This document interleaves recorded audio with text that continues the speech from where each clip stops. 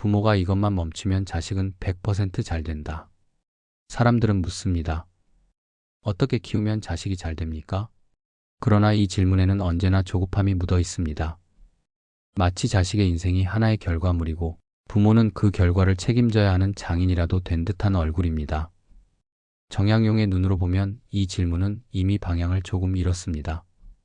자식은 완성품이 아니고 부모는 설계자가 아니기 때문입니다. 아이란 부모가 의도한 대로 자라는 존재가 아니라 부모가 어떤 마음으로 하루를 살아내는지를 고요히 지켜보며 자라는 존재입니다. 부모가 불안하면 아이는 이유 없이 서두르고 부모가 흔들리면 아이는 설명 없이 자기 자리를 잃습니다. 그래서 정약용은 자식을 논하기 전에 늘 부모의 마음부터 살폈습니다. 어떻게 가르칠 것인가 보다 어떤 상태로 곁에 서 있을 것인가. 이 글은 자식을 성공시키는 방법에 대한 이야기가 아닙니다. 다만 부모가 이렇게만 마음을 두고 살아간다면 자식이 스스로 무너지지 않을 수밖에 없는 이유를 조용히 풀어내려 합니다. 잘 된다는 말의 뜻을 조금 다르게 정의해 보려 합니다. 앞서는 삶이 아니라 끝내 자신을 잃지 않는 삶으로 말입니다. 이제 부모의 말이 아닌 부모의 마음이 남기는 흔적에 대해 이야기를 시작해 보겠습니다. 다사는 좋은 말은 흘려보내지 말고 적어두라고 했습니다. 구독은 지혜마루에 책갈피를 하나 꽂아두는 일입니다. 오늘 이야기에 한 번 더 머물고 싶으시다면 그 뜻을 남기는 작은 표시를 해주세요. 오늘의 이야기 시작하겠습니다. 여러분은 혹시 이런 경험 있으신가요? 아이가 학교에서 돌아왔습니다. 별일 없는 평범한 하루였습니다.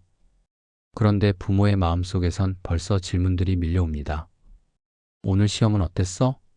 친구들이랑은 잘 지냈어? 숙제는 다 했어? 학원 가기 전에 밥은 먹고 가야 하는데 아이는 아직 신발도 벗기 전입니다. 하지만 부모의 마음은 이미 내일을, 다음 주를, 몇 년 후를 달려가고 있습니다. 정약용은 이 장면을 보며 이렇게 물었을 것입니다. 이 마음은 정말 아이를 향한 것인가? 아니면 아직 오지 않은 미래를 향한 두려움인가? 우리는 아이를 사랑한다고 말합니다. 그러나 그 사랑의 실체를 들여다보면 사실은 걱정으로 가득 차 있습니다. 이 아이가 뒤처지면 어떡하지? 친구 관계에서 상처받으면 어떡하지? 나중에 좋은 대학에 못 가면 어떡하지? 사회에 나가서 실패하면 어떡하지? 아직 일어나지 않은 일들입니다. 어쩌면 영영 일어나지 않을 일들일 수도 있습니다. 그런데 부모의 마음속에선 이미 그 실패가 생생하게 펼쳐지고 있습니다. 더 놀라운 것은 이겁니다.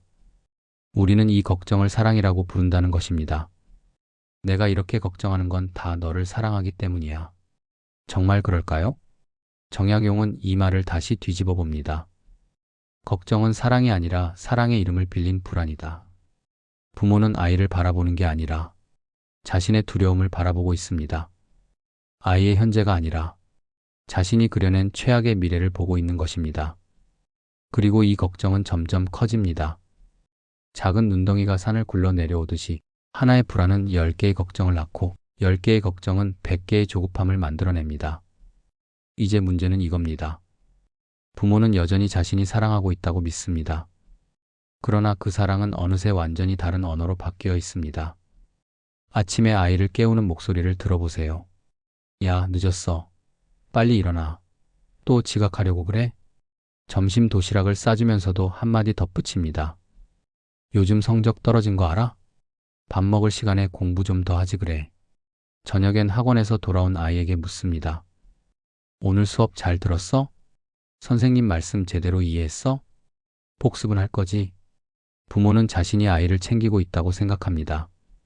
그런데 아이가 듣는 건 사랑의 언어가 아닙니다. 불안의 언어입니다. 넌 부족해. 지금 이대로는 안 돼. 더 해야 해. 빨리 해야 해. 말로는 한 번도 그렇게 말하지 않았습니다. 그런데 아이의 귀엔 그렇게 들립니다. 아니, 귀가 아니라 가슴으로 그렇게 느껴집니다. 정약용이 주목한 건 바로 이 지점입니다. 마음은 말보다 먼저 전해진다는 것입니다. 부모가 아무리 다정한 말투로 괜찮아, 천천히 해라고 말해도 마음속에 조급함과 불안이 가득하면 아이는 그 기운을 먼저 느낍니다. 반대로 부모가 엄한 말투로 이번엔 더 열심히 하자라고 말해도 마음속에 아이를 향한 믿음과 평정이 있다면 아이는 위축되지 않습니다. 아이는 부모의 말을 믿는 게 아닙니다. 부모의 마음을 믿습니다. 그런데 지금 부모의 마음은 어떤 상태입니까? 걱정, 불안, 조급함, 두려움. 이것들이 사랑의 자리를 대신하고 있습니다. 그리고 아이는 그 마음을 그대로 받아들입니다. 이유 없이 예민해지는 아이, 스스로를 끊임없이 몰아붙이는 아이, 작은 실수에도 무너지는 아이. 이것은 아이의 문제가 아닙니다. 부모의 불안이 아이의 마음에 뿌리 내린 것입니다. 정약용은 이 상황을 보며 부모에게 묻습니다. 이 걱정은 정말 아이를 위한 것입니까? 아니면 당신 자신의 두려움을 아이에게 떠넘기는 것입니까? 날카로운 질문입니다. 그러나 정약용은 부모를 비난하려는 게 아닙니다. 다만 부모 스스로 자기 마음을 똑바로 보라는 것입니다. 우리가 아이를 걱정하는 진짜 이유는 무엇입니까? 정말 아이가 걱정되어서입니까? 아니면 남들보다 뒤처질까봐, 내 체면이 깎일까봐, 나의 기대에 못 미칠까봐 두려운 것입니까? 정약용은 말합니다. 부모의 첫 번째 수양은 가르침이 아니라 걱정을 멈추는 일이다. 걱정을 멈춘다는 건 아이를 방치하라는 뜻이 아닙니다. 오히려 정반대입니다. 진짜로 아이를 보라는 것입니다. 미래의 불안이 아니라 지금 이 순간 아이의 모습을 있는 그대로 보라는 것입니다. 아이가 웃고 있는지 힘들어하는지 무언가에 열중하고 있는지 혼자만의 시간이 필요한지 이것들은 걱정하는 부모의 눈에는 보이지 않습니다. 오직 평정한 마음으로 곁에 서 있는 부모만이 볼 수 있습니다. 정약용은 유배지에서 아들들에게 수많은 편지를 보냈습니다. 그 편지에는 공부하라는 잔소리가 없었습니다. 대신 이런 말들이 담겨 있었습니다. 내 마음이 편안하냐? 내가 지금 하고 있는 일이 즐거우냐? 하루를 마치고 밤에 잠들 때 마음이 무겁지는 않으냐? 이것이 진짜 사랑입니다. 아이의 성공을 걱정하는 게 아니라 아이의 마음을 먼저 챙기는 것입니다. 부모가 불안을 내려놓는 순간 비로소 아이도 자신을 내려놓을 수 있습니다. 부모가 조급함을 멈추는 순간 아이도 숨을 쉴 수 있습니다. 자식이 잘 되기를 바란다면 가장 먼저 해야 할 일은 이것입니다. 부모 자신의 마음을 돌보는 것입니다. 걱정을 사랑이라고 착각하지 않는 것입니다. 내 불안을 아이의 숙제로 만들지 않는 것입니다. 정약용의 말입니다. 자식을 논하기 전에 먼저 내 마음을 살펴라. 내 마음이 흔들리면 자식의 삶도 흔들린다. 내 마음이 고요하면 자식의 길도 열린다. 부모가 이렇게만 마음을 둔다면 자식은 스스로 무너지지 않을 수밖에 없습니다. 걱정을 멈추는 것. 이것이 부모가 자식에게 줄 수 있는 첫 번째 선물입니다. 오늘따라 부모의 마음이 무겁습니다. 회사에서 일이 꼬였습니다. 상사에게 한 소리 들었습니다. 아니면 그냥 이유 없이 불안합니다. 내일이 걱정되고 다음 달이 불안하고 앞날이 막막합니다. 그런데 문제는 이겁니다. 이 마음을 부모는 집에 가져옵니다. 현관문을 열고 들어섭니다. 다녀왔습니다라고 말하지만 목소리에 힘이 없습니다. 얼굴엔 피곤이 가득합니다. 마음은 여전히 회사에, 걱정에, 불안에 머물러 있습니다. 아이가 다가옵니다. 엄마, 오늘 학교에서. 응, 알았어. 나중에 들을게. 엄마 좀 쉬자. 별일 아닌 대화입니다. 아이도 금방 돌아서서 자기 방으로 갑니다. 그런데 이상한 일이 벌어집니다. 1시간 후 아이가 갑자기 숙제하는 걸 멈추고 멍하니 앉아 있습니다. 저녁을 먹을 때 평소보다 말이 없습니다. 밤이 되자 이유 없이 짜증을 냅니다. 왜 그래? 무슨 일 있어? 부모가 묻습니다. 아이는 대답합니다. 아니, 아무것도 아니에요. 정말 아무것도 아닐까요? 정약용은 이 장면을 보며 말합니다. 아무것도 아니라고 말하는 순간이야말로 무언가가 이미 깊이 전해진 후다. 아이에게 아무 일도 없었습니다. 학교에서 친구와 싸우지도 않았고 선생님께 혼나지도 않았고 시험을 망치지도 않았습니다. 그런데 아이의 마음은 무너졌습니다. 이유를 모른 채로. 왜 그럴까요? 부모의 마음이 먼저 무너졌기 때문입니다. 부모는 아무 말도 하지 않았다고 생각합니다. 아이에게 짜증내지도 않았고 화내지도 않았고 뭐라고 하지도 않았습니다. 그러나 마음은 말보다 먼저 전해집니다. 기운은 언어보다 빠릅니다. 부모가 문을 열고 들어오는 순간 아이는 이미 알았습니다. 엄마의 어깨가 평소보다 축 처져 있다는 것을, 아빠의 눈빛이 어딘가 흔들리고 있다는 것을. 말은 필요 없습니다. 아이의 마음은 부모의 마음을 거울처럼 비춥니다. 더 무서운 건 이겁니다. 이 전염은 즉각적이지 않다는 것입니다. 부모가 불안한 그 순간 아이가 바로 무너지는 게 아닙니다. 오히려 아이는 처음엔 괜찮은 척합니다. 아무렇지 않은 척합니다. 그러다가 며칠 후 혹은 몇 주 후 갑자기 무너집니다. 이유 없이 공부에 집중하지 못합니다. 이유 없이 친구에게 날카롭게 굽니다. 이유 없이 자기 자신을 몰아붙입니다. 나는 왜 이것밖에 안 될까? 나는 왜 이렇게 부족할까? 부모는 놀랍니다. 도대체 무슨 일이 있었던 거지? 그리고 아이를 추궁합니다. 학교에서 무슨 일 있었어? 친구들이 뭐라고 했어? 선생님이 혼냈어? 아이는 대답합니다. 아니요, 아무것도 없었어요. 정말 아무것도 없었습니다. 학교에서는요. 그런데 집에서는 있었습니다. 부모의 흔들림이 있었습니다. 정약용은 이렇게 말합니다. 부모의 마음이 흔들리는 날, 아이의 마음에는 보이지 않는 금이 간다. 그 금은 당장 드러나지 않지만 언젠가 반드시 드러난다. 부모는 자신이 아이에게 아무것도 하지 않았다고 생각합니다. 화내지도 않았고, 야단치지도 않았고, 비교하지도 않았습니다. 하지만 그것만으로는 충분하지 않습니다. 부모가 하지 않는 것만으로는 아이를 지킬 수 없습니다. 중요한 건 부모가 어떤 상태로 곁에 있는가입니다. 말없이 흔들리는 부모, 말없이 불안한 부모, 말없이 조급한 부모. 이들은 아무 말도 하지 않지만 그 침묵이 오히려 더 크게 아이에게 전해집니다. 아이는 말로 배우지 않습니다. 분위기로 배웁니다. 부모가 아침에 일어나서 한숨을 쉬는 모습, 저녁에 소파에 앉아 멍하니 스마트폰만 보는 모습, 밤에 잠들기 전 깊은 한숨을 내쉬는 모습, 이 모든 것들이 아이에게는 하나의 메시지로 전해집니다. 인생은 무겁다. 세상은 버거운 곳이다. 살아간다는 건 견디는 것이다. 부모는 한 번도 그렇게 말한 적이 없습니다.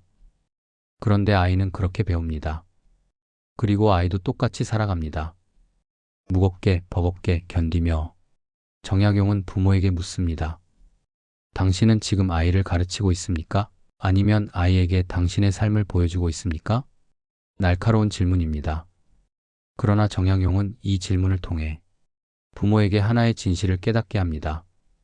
아이를 바로잡으려 하기 전에 부모 자신의 마음부터 바로 세워야 한다는 것입니다. 아이가 예민해졌을 때 부모가 할 일은 아이를 다그치는 게 아닙니다. 왜 그래? 무슨 일 있어? 공부 때문에 스트레스 받아? 이렇게 묻는다고 해서 해결되지 않습니다. 왜냐하면 문제는 아이에게 있는 게 아니기 때문입니다.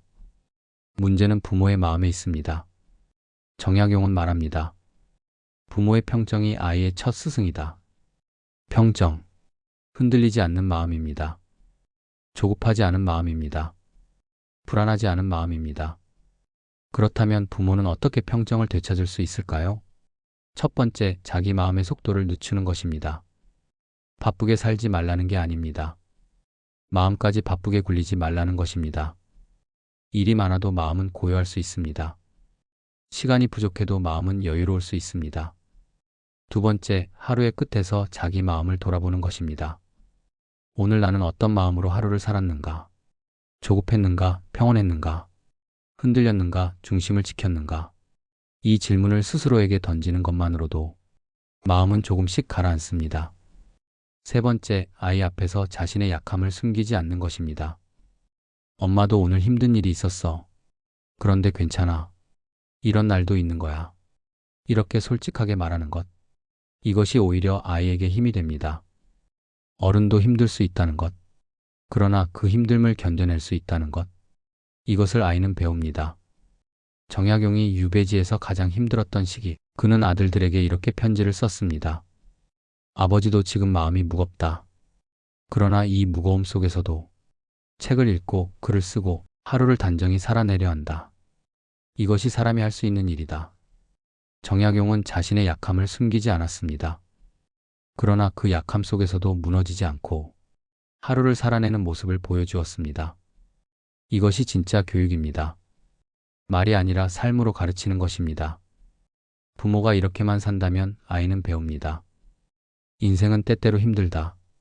그러나 무너지지 않고 살아갈 수 있다.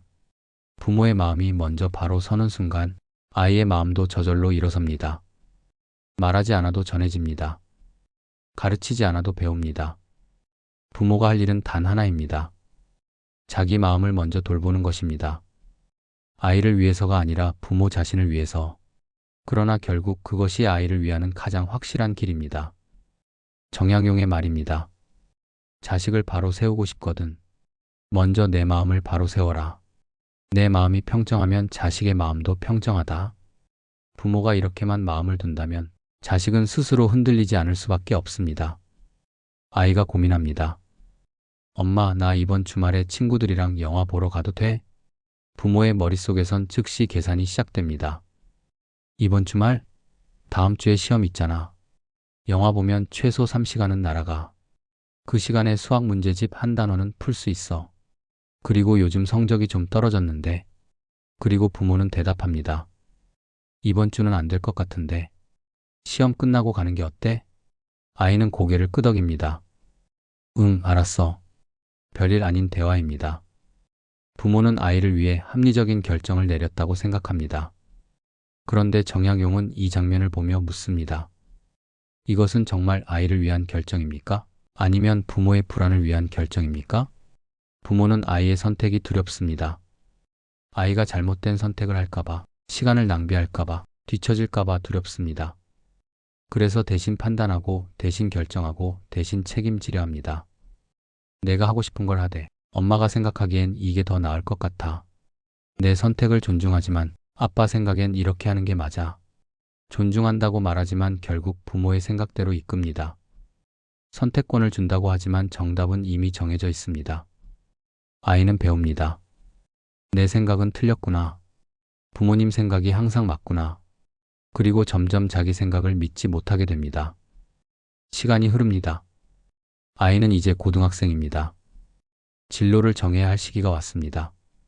너는 뭐가 하고 싶어? 부모가 묻습니다. 그런데 아이는 대답하지 못합니다. 잘 모르겠어요. 엄마, 아빠 생각엔 제가 뭐가 맞을 것 같아요? 부모는 답답합니다. 이렇게 큰 결정을 왜 스스로 못하지? 그런데 이상한 일입니다. 아이는 지금까지 한 번도 스스로 결정해 본 적이 없습니다. 무엇을 입을지, 무엇을 먹을지, 어떤 학원을 다닐지, 친구를 사귈지 말지, 동아리를 할지 말지, 모든 것을 부모가 대신 결정해 주었습니다. 이게 너한테 좋아. 이게 너한테 맞아. 아이의 실수는 사라졌습니다. 그러나 아이의 판단력도 함께 사라졌습니다. 정약용은 말합니다. 실수할 기회를 빼앗는 것은 성장할 기회를 빼앗는 것이다. 부모는 아이가 넘어지는 것을 막으려 했습니다. 그런데 걷는 법도 함께 막아버렸습니다. 아이는 이제 스스로 선택하는 것이 두렵습니다. 내 선택이 틀릴까봐, 내 판단이 잘못될까봐, 책임져야 할까봐 두렵습니다. 그래서 항상 묻습니다. 이게 맞아요? 이렇게 해도 돼요? 부모가 원했던 건 이게 아니었습니다. 아이가 잘 되기를 바랐을 뿐입니다. 그런데 결과는 스스로 서지 못하는 아이가 되어버렸습니다. 정약용은 자식이 여럿 있었습니다. 그리고 그는 유배지에서 아이들을 직접 가르칠 수 없었습니다. 어쩌면 이것이 오히려 다행이었을지도 모릅니다. 정약용은 편지를 통해서만 아이들과 소통했습니다. 그래서 그는 통제할 수 없었습니다. 매일 옆에서 지켜보고 틀린 것을 바로잡고 올바른 길로 이끌 수 없었습니다. 그가 할 수 있는 건 오직 하나, 믿는 것뿐이었습니다. 내가 옳다고 생각하는 대로 해라. 실수해도 괜찮다. 다시 일어서면 된다. 정약용의 편지는 정답을 알려주지 않았습니다. 대신 아이들 스스로 답을 찾아가도록 했습니다. 이 문제를 내가 어떻게 생각하느냐가 중요하다. 아버지의 생각이 아니라 내 생각을 믿어라. 그리고 놀라운 일이 벌어졌습니다. 정약용의 아이들은 자라서 모두 훌륭한 학자가 되었습니다. 아버지가 곁에서 일일이 가르치지 않았는데도 말입니다. 오히려 가르치지 않았기 때문에 잘 자랐습니다. 정약용은 이렇게 말합니다. 믿지 못하는 것은 아이가 아니라 아이를 통제하고 싶은 자신의 마음이다. 부모는 아이를 믿지 못한다고 말합니다. 그런데 사실은 부모 자신이 불안을 견디지 못하는 것입니다. 아이가 실수할까봐, 잘못된 길로 갈까봐, 뒤처질까봐 이 불안을 견디지 못해서 아이를 통제합니다. 그러나 정약용은 말합니다. 물러서는 것이야말로 가장 어려운 교육이다. 아이의 선택을 지켜보는 것, 아이의 실수를 허락하는 것, 아이가 넘어졌을 때 바로 일으켜 세우지 않고 스스로 일어서기를 기다리는 것. 이것이 진짜 부모의 역할입니다. 부모는 정답을 알려주는 사람이 아닙니다. 아이가 스스로 답을 찾아갈 때 곁에서 믿어주는 사람입니다. 넌 할 수 있어. 내 선택을 믿어. 실수해도 괜찮아. 이 말 한마디가 아이를 살립니다. 부모가 이렇게만 물러선다면 자식은 비로소 자기 발로 설 수밖에 없습니다. 통제를 내려놓는 것. 이것이 부모가 자식에게 줄 수 있는 진짜 자유입니다. 어머니는 오늘도 새벽 5시에 일어납니다. 가족의 아침밥을 차리고 아이를 깨웁니다. 아이가 학교에 가면 설거지를 하고 빨래를 돌리고 집안일을 합니다. 저녁이 되면 다시 부엌에 섭니다. 온 가족이 저녁을 먹는 동안 어머니는 서서 반찬을 더 가져다 줍니다. 엄마는 안 먹어요? 응, 엄마는 나중에 먹을게. 너희들 먼저 먹어. 식사가 끝나면 또다시 설거지를 하고 아이의 숙제를 챙기고 빨래를 개고 내일 준비를 합니다. 밤 11시가 되어서야 어머니는 소파에 앉습니다. 그리고 한숨을 쉽니다. 남편이 묻습니다. 오늘 하루 어땠어? 뭐 그냥 그렇지. 별일 없었어. 별일 없는 하루. 그러나 어머니의 하루는 온통 가족을 위한 시간이었습니다. 자기 자신을 위한 시간은 단 한순간도 없었습니다. 아버지도 마찬가지입니다. 하기 싫은 일을 합니다. 참고 견딥니다. 회사에서 부당한 대우를 받아도 꾹 참습니다. 너희들 학비 때문에, 너희들 미래를 위해서 부모는 자신의 삶을 뒤로 미룹니다. 내 꿈은 중요하지 않습니다. 내 행복은 나중 일입니다. 지금은 오직 자식만이 중요합니다. 그리고 부모는 말합니다. 다 너를 위해서야. 엄마는 괜찮아. 아빠는 상관없어. 내가 잘 되는 게 우리의 행복이야. 정약용은 이 말을 듣고 조용히 고개를 젓습니다. 이것은 사랑이 아니라 짐이다. 아이는 부모의 희생을 봅니다. 새벽부터 밤까지 쉬지 않고 일하는 어머니, 하기 싫은 일을 참고 견디는 아버지, 자기 자신을 위해서는 단 한 푼도 쓰지 않는 부모, 그리고 그 모든 희생 뒤에 붙는 말, 너를 위해서. 아이는 무엇을 느낄까요? 감사할까요? 처음엔 그럴지도 모릅니다. 우리 부모님은 나를 위해 이렇게 희생하신다. 그런데 시간이 지나면서 감사는 다른 감정으로 바뀝니다. 죄책감입니다. 내 때문에 엄마는 자기 꿈을 포기했구나. 내 때문에 아빠는 하기 싫은 일을 하고 계시는구나. 내 때문에 부모님은 행복하지 않으시구나. 아이는 이 무게를 견딜 수 없습니다. 그래서 더 열심히 합니다. 부모의 희생에 보답하기 위해서, 부모를 실망시키지 않기 위해서 나는 꼭 성공해야 해. 부모님의 희생을 헛되게 만들면 안 돼. 그런데 이게 아이가 원하는 삶일까요? 아닙니다. 아이는 자기 삶을 살고 있는 게 아닙니다. 부모의 희생을 갚기 위한 삶을 살고 있는 것입니다. 아이는 자기가 하고 싶은 일을 선택하지 못합니다. 대신 부모가 기뻐할 만한 일을 선택합니다. 아이는 자기가 가고 싶은 길을 가지 못합니다.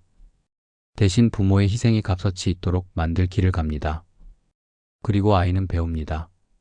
삶이란 원래 참고 견디는 것이구나. 행복은 나중을 위해 미루는 것이구나. 내 꿈보다 남을 위한 삶이 옳은 것이구나. 정약용은 말합니다. 희생은 아이를 성장시키지 않는다. 오히려 아이를 짓누른다. 정약용은 유배지에서도 자기 삶을 포기하지 않았습니다. 아무리 힘든 상황에서도 책을 읽었고 글을 썼고 연구를 계속했습니다. 자신의 학문을, 자신의 꿈을, 자신의 삶을 놓지 않았습니다. 그는 아들들에게 이렇게 편지를 썼습니다. 아버지는 너희를 위해 내 삶을 포기하지 않을 것이다. 그것이 너희에게 도움이 되지 않기 때문이다. 날카로운 말입니다. 그러나 진실입니다. 부모가 자기 삶을 포기하면 아이는 죄책감을 배웁니다. 부모가 자기 행복을 미루면 아이도 행복을 미루는 법을 배웁니다. 반대로 부모가 자기 삶을 존중하면 아이도 자기 삶을 존중하는 법을 배웁니다. 정약용은 계속 말합니다. 나는 학문을 한다. 내가 좋아서 한다. 너희 때문이 아니라 나 자신을 위해서 한다. 이것이 사람다운 삶이다. 이것이 진짜 교육입니다. 부모가 자기 삶을 아끼는 모습을 보여주는 것. 부모가 자기 꿈을 포기하지 않는 모습을 보여주는 것. 그러면 아이는 배웁니다. 아, 사람은 자기 삶을 살아도 되는구나. 나도 내 꿈을 꿔도 되는구나. 부모의 희생은 사랑이 아닙니다. 오히려 아이에게 빚을 지우는 것입니다. 진짜 사랑은 이것입니다. 나는 내 삶을 산다. 너도 내 삶을 살아라. 우리는 각자의 삶을 존중한다. 부모가 행복해야 아이도 행복할 수 있습니다. 부모가 자기 삶을 사랑해야 아이도 자기 삶을 사랑할 수 있습니다. 정약용의 말입니다. 부모의 삶이 존중받지 못하면 아이의 삶도 존중받지 못한다. 자기 삶을 아끼는 태도가 아이의 기준이 된다. 부모가 이렇게만 산다면 자식은 죄책감이 아닌 감사를 배울 수 있습니다. 희생이 아닌 존중으로 서로를 대하는 법을 배울 수 있습니다. 부모여, 자식을 위해 당신의 삶을 포기하지 마십시오. 그것이 진정으로 자식을 사랑하는 길입니다. 부모는 아이를 다른 아이와 비교합니다. 옆집 아이는 벌써 학원을 3개나 다닌다던데. 내 친구 민수는 이번 시험에서 몇 등 했대? 요즘 다들 영어 학원 보내던데 우리도 보내야 하는 거 아니야? 끊임없는 비교입니다.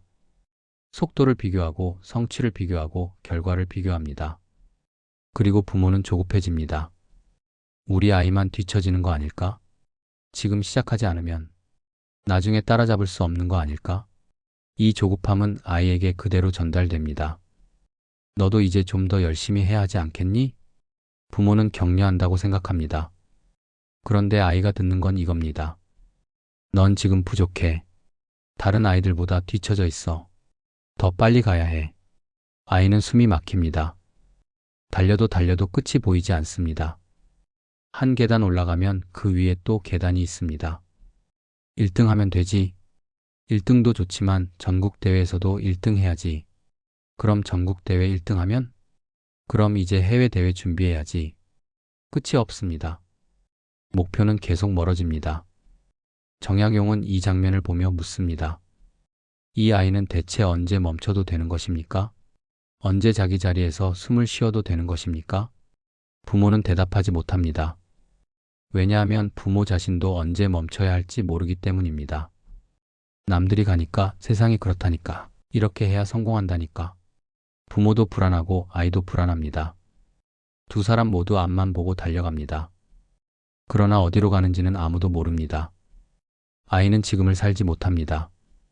봄날 창밖으로 꽃이 피어도 아이는 보지 못합니다. 친구가 웃으며 다가와도 아이는 여유가 없습니다. 나중에, 지금은 공부해야 해. 모든 것이 나중입니다. 지금은 참아야 하고 견뎌야 하고 준비해야 하는 시간입니다. 대학 가면 놀 수 있어. 그래서 아이는 참습니다. 대학만 가면 행복할 거라고 믿으며. 그런데 대학에 가면 부모는 또 말합니다. 이제 취업 준비해야지. 대학 때 놀면 나중에 후회해. 아이는 또 참습니다. 취업만 하면 괜찮을 거라고 믿으며. 취업을 하면 또 말합니다. 이제 승진해야지. 결혼도 준비해야 하고. 평생을 나중을 위해 살아갑니다. 그런데 정작 지금은 한 번도 살지 못합니다. 정약용은 말합니다. 지금을 잃은 사람은 미래도 잃는다. 왜냐하면 미래는 지금의 연속이기 때문이다. 아이는 지금 행복하지 않습니다. 지금 즐겁지 않습니다. 지금 자기 삶을 살고 있지 않습니다. 그런데 이런 아이가 나중에 갑자기 행복해질 수 있을까요? 불가능합니다. 행복은 나중에 얻는 결과가 아니라 지금 누리는 상태이기 때문입니다. 부모는 자식이 잘 되기를 바랍니다. 그런데 잘 된다는 게 무엇입니까? 좋은 대학? 좋은 직장? 높은 연봉? 그것들을 얻고도 불행한 사람이 얼마나 많습니까? 그것들을 얻고도 자기 자신을 잃어버린 사람이 얼마나 많습니까? 정약용은 잘 된다는 말을 다시 정의합니다.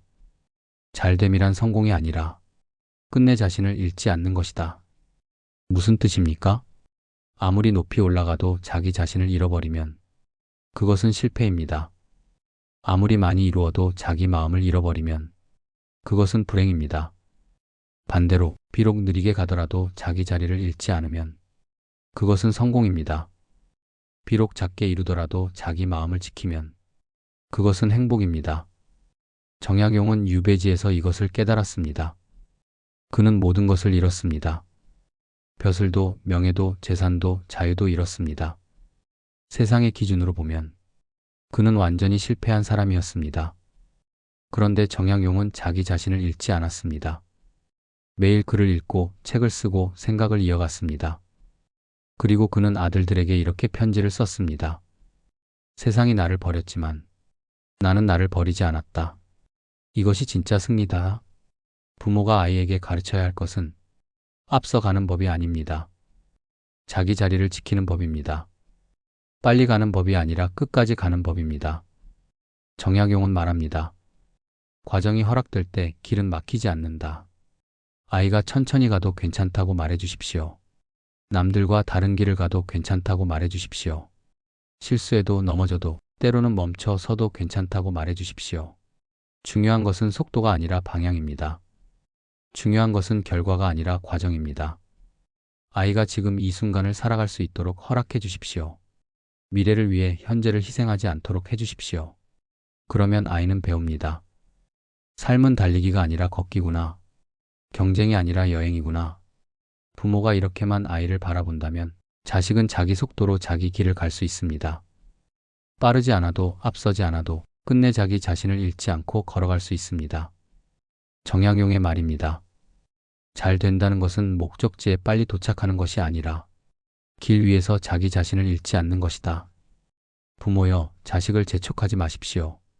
그 대신 자식의 걸음을 믿어주십시오. 그것이 진정으로 자식이 잘 되는 길입니다. 어느 날부터 부모는 깨닫습니다. 말로 가르치는 것에는 한계가 있다는 것을. 아무리 좋은 말을 해도, 아무리 옳은 충고를 해도 정작 아이의 마음에는 닿지 않는다는 것을. 그래서 부모는 조금씩 말을 줄입니다. 공부해라 대신 조용히 자기 책을 펼칩니다. 친구 잘 사귀어야 한다 대신 자기 친구를 소중히 대합니다. 나중에 후회하지 마라 대신 자기 하루를 후회 없이 살아냅니다. 가르치지 않습니다. 다만 보여줄 뿐입니다.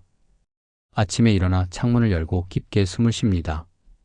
식사를 하며 음식의 맛을 음미합니다. 설거지를 하며 흐르는 물소리에 귀 기울입니다. 아이는 이 모습을 봅니다. 말없이 그러나 또렷하게. 부모는 더 이상 아이의 인생을 설계하려 하지 않습니다. 대신 자기 인생을 단정히 살아냅니다. 저녁이 되면 책을 읽습니다. 주말이면 산책을 나갑니다. 힘든 일이 있어도 다음날 아침엔 다시 일어섭니다. 무너지지 않습니다. 흔들려도 다시 중심을 잡습니다. 실수해도 자책하지 않고 다시 시작합니다. 정약용은 이것을 보며 말합니다. 말은 바람처럼 흩어지지만 태도는 땅처럼 남는다. 아이는 부모의 말을 기억하지 못할 것입니다. 몇 년 후면 부모가 무슨 말을 했는지 대부분 잊어버릴 것입니다. 그러나 부모가 어떻게 살았는지는 잊지 못합니다. 부모의 등 뒤에서 본 그 모습은 평생 남습니다. 세월이 흐릅니다. 아이는 이제 어른이 되었습니다. 자기 삶을 살아갑니다. 부모의 곁을 떠나 자기 길을 걷습니다. 그런데 어느 날 힘든 일을 만납니다. 넘어지고 좌절하고 포기하고 싶어집니다. 그때 문득 떠오릅니다. 조용히 자기 하루를 살아내던 부모의 뒷모습이, 힘들어도 다음날 아침이면 다시 일어서던 부모의 모습이, 실수해도 자책하지 않고 다시 시작하던 부모의 모습이. 아이는 이제 압니다. 부모가 그때 무슨 말을 했는지는 기억나지 않지만 부모가 어떻게 살았는지는 생생히 기억합니다. 그리고 아이는 일어섭니다. 부모처럼 힘들지만 포기하지 않습니다. 넘어졌지만 다시 걸어갑니다. 완벽하지 않아도 괜찮다고, 천천히 가도 괜찮다고 스스로에게 말합니다. 이것이 부모가 남긴 진짜 유산입니다. 말이 아닙니다. 가르침이 아닙니다. 충고가 아닙니다. 삶입니다. 태도입니다. 매일의 모습입니다. 정약용의 아들들도 그랬습니다. 아버지는 멀리 유배지에 있었습니다. 곁에서 매일 가르칠 수 없었습니다. 숙제를 검사할 수도 공부를 독려할 수도 없었습니다. 그러나 아들들은 자랑스러운 학자가 되었습니다. 왜일까요? 아들들은 아버지의 모습을 보았기 때문입니다. 아무리 힘든 상황에서도 학문을 놓지 않고 자기 삶을 포기하지 않고 사람으로서의 품위를 지키며 살아가는 아버지의 모습을 그 모습이 가르쳤습니다. 말보다 더 강하게, 충고보다 더 깊게. 정약용은 마지막으로 말합니다. 부모가 이렇게만 살아간다면 자식은 반드시 자기 삶을 감당할 수 있다. 이렇게만 살아간다는 것은 무엇입니까? 걱정을 멈추고 자기 마음을 먼저 돌보고 통제하지 않고 희생하지 않고 결과에 매달리지 않고 그저 자기 하루를 단정히 살아내는 것입니다. 부모는 아이의 인생을 완성시킬 수 없습니다. 아이의 미래를 보장할 수도 없습니다. 부모가 할 수 있는 일은 단 하나입니다. 자기 삶을 통해 보여주는 것입니다. 사람이 어떻게 살아야 하는지를, 넘어져도 다시 일어서는 법을, 불완전해도 괜찮다는 것을. 정약용은 이것을 사람을 남기는 교육이라고 불렀습니다. 지식을 남기는 게 아닙니다. 재산을 남기는 게 아닙니다. 성공의 방법을 남기는 게 아닙니다. 사람을 남기는 것입니다. 흔들려도 다시 중심을 잡을 줄 아는 사람, 실패해도 자기 자신을 잃지 않는 사람, 느리게 가도 끝까지 걸어갈 줄 아는 사람, 이런 사람을 남기는 것입니다. 그리고 그 방법은 간단합니다. 부모가 그런 사람으로 사는 것입니다. 아이는 부모의 말을 듣지 않습니다. 아이는 부모의 삶을 봅니다. 부모가 불안하면 아이도 불안합니다. 부모가 조급하면 아이도 조급합니다. 부모가 자기 삶을 존중하지 않으면 아이도 자기 삶을 존중하지 않습니다. 반대로 부모가 평정하면 아이도 평정합니다. 부모가 자기 삶을 사랑하면 아이도 자기 삶을 사랑합니다. 부모가 실수를 두려워하지 않으면 아이도 담대해집니다. 모든 것은 부모의 마음에서 시작됩니다. 정약용의 마지막 말입니다. 자식이 잘 되기를 바란다면 자식을 바꾸려 하지 말고 내가 먼저 그렇게 살아가라. 자식은 부모의 말이 아니라 부모의 등을 보고 자란다. 부모여, 오늘 하루 당신은 어떤 모습으로 살아가고 계십니까? 그 모습이 바로 자식에게 남길 가장 큰 유산입니다. 말하지 마십시오. 가르치지 마십시오. 다만 살아내십시오. 당신의 하루를, 당신의 삶을 단정하고 고요하게. 그러면 자식은 저절로 알 것입니다. 사람이 어떻게 살아야 하는지를. 그것이 정약용이 말한 진짜 교육입니다. 부모가 이렇게만 마음을 두고 살아간다면 자식은 100% 자기 삶을 감당하며 살아갈 수 있습니다. 말이 아니라 삶으로, 충고가 아니라 태도로. 이것이 부모가 자식에게 줄 수 있는 가장 확실한 길입니다. 여러분, 기억하십시오. 자식이 잘 되기를 바라는 마음은 모든 부모가 같습니다. 그러나 그 방법은 우리가 생각했던 것과 달랐습니다. 더 많이 가르치는 것이 아니었습니다. 더 엄하게 다그치는 것이 아니었습니다. 더 완벽하게 준비시키는 것이 아니었습니다. 정약용이 우리에게 알려준 것은 이것입니다. 부모가 먼저 자기 마음을 돌보고 자기 삶을 존중하며 흔들리지 않고 하루를 살아낼 때 자식은 저절로 그 모습을 배운다는 것입니다. 말이 아니라 삶으로 가르치는 것.